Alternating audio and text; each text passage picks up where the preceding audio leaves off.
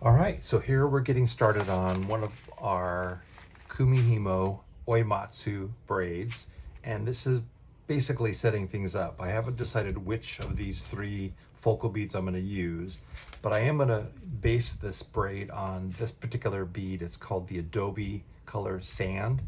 My name is Randy. I'm with Akalei Designs, and I've got everything in front of me that I'm going to need to start off. So I've got the beads that I'll choose later on. I've got a curved eye needle, which is from Bead Along. I've got this as a scooper to help me move the beads. And this next segment, I'm going to be putting beads inside this bead spinner, twisting it, and these beads are going to be loading onto this cords, and I'll make 16 of them, and then we're going to put everything together and show you at the very end when we combine the video.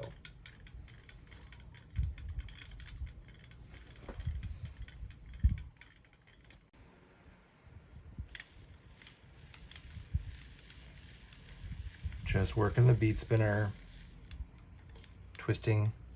This is the beetle. This is actually the Doris longer curved needle for use with the bead spinner. And I'm going to add not as many as I did last time because it really should have gone a little bit longer. It's a 10-inch total cord this first half. So I think I'll just add about 15 inches or so, and I'll measure it out on my tape measure, which is above the top of my large beading mat right here. So this is, again, using your bead spinner, flipping that over, and then, like I said, about 15 inches or so. That's about 3 or 4 good spins. You can see how easy the needle is grabbing those beads and then taking that off, and using these stopper beads to help me make sure they don't slide off. So this is a dark bead, but I'm using a light stopper bead so I can see it from a distance. And it's also a glossy bead. It's important because a matte bead would be less easy to slide. I'm going to slide it and then keep going with, like I said, about 10 more. All right, so here we're getting started on one of our Kumihimo Oimatsu braids, and this is basically setting things up. I haven't decided which of these three focal beads I'm going to use, but I am going to base this braid on this particular bead. It's called the Adobe Color Sand. My name is Randy. I'm with Akalei Designs, and I've got everything in front of me that I'm going to need to start off. So I've got the beads that I'll choose later on. I've got a curved eye needle, which is from Bead Along. I've got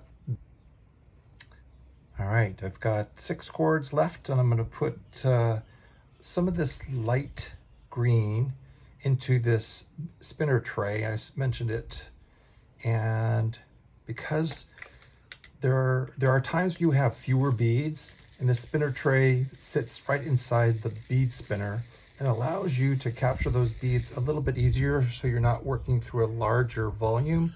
It's pulling it to the top easier so you can get to them, and you don't need as many to actually fill your cord. So Adrian Gassel came up with this, and now there are other knockoffs, I think, that are, I'm not sure I've ever tried them, but this is a kind of a fun product that's really only like $5 or $6 to get if you're doing a lot of these beading projects and you've got beads that you're buying less than bulk, maybe 20 grams at a time.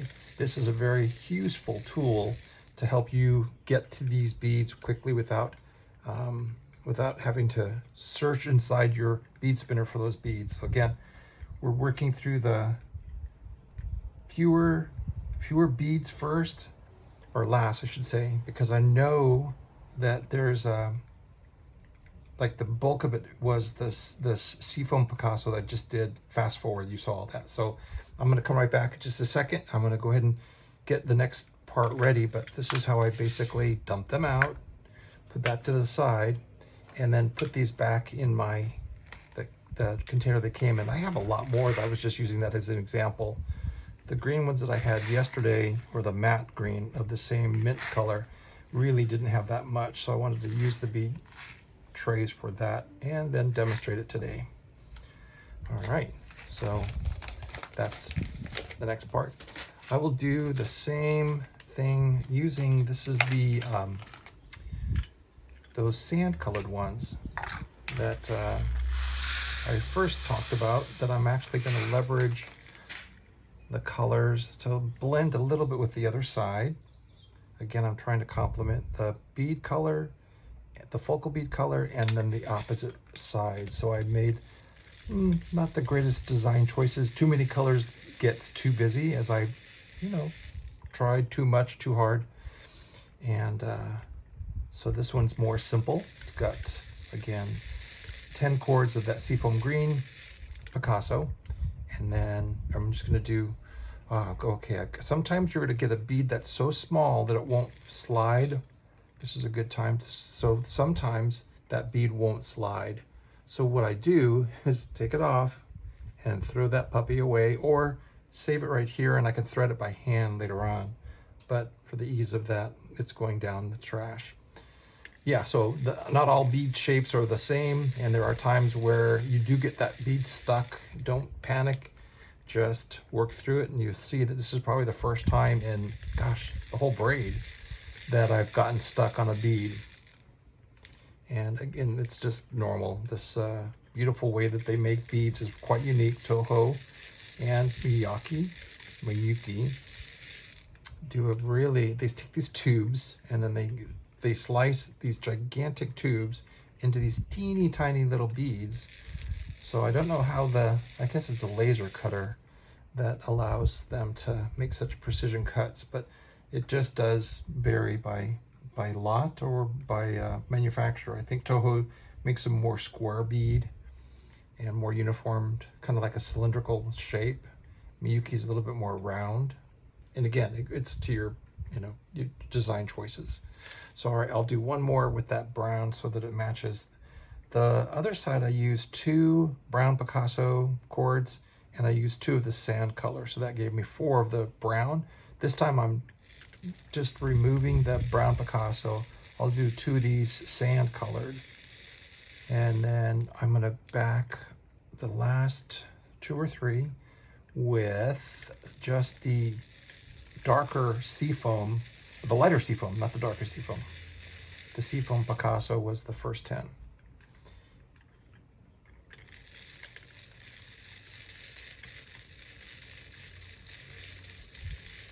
So you're getting a sense of how that bead tray works.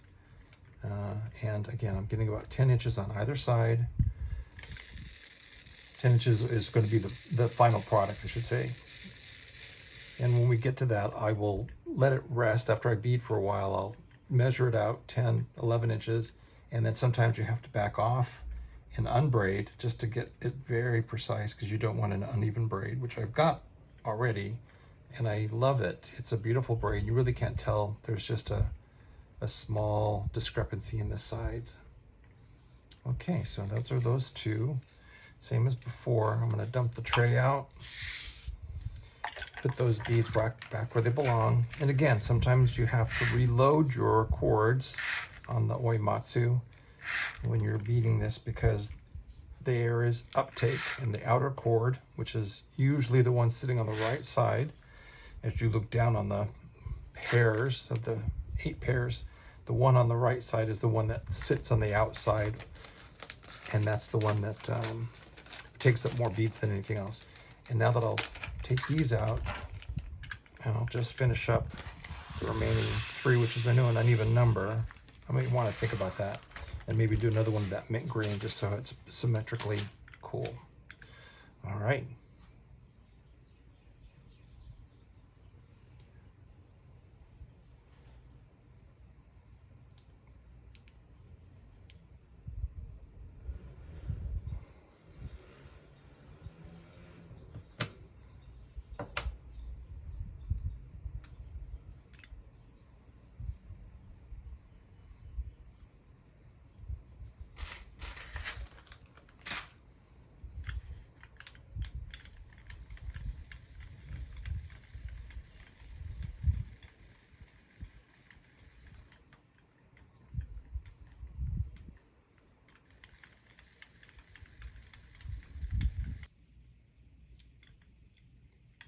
Kind of a close-up view, bead spinner. This is the Doris needle that's a little longer. Turn, flip, and then slide the cords down. It's really hard to do up, and I just got it stuck around that. It's easy enough to undo it by uncoiling it. It went around the base of the bead spinner and then back on. No big deal. Keep beading. Again, twisting the bead spinner with my left hand and then flipping that needle over in my right hand so that I can get those beads onto that micro cord. Again, you'll get used to it. It does take some practice. Sometimes I twist with the thumb and the index finger just so that I push it against the back wall of the spinner. I get a sense of where it's going. You can watch the beads loading so you can just see the subtle changes in the pressure.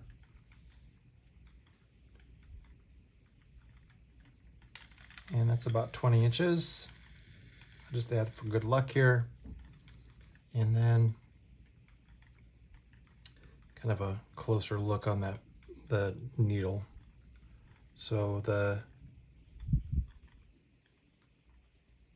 stopper bead, just making sure that it's secure and it secures the beads on my cords, because when you pick them off the table, you don't want them all sliding off again.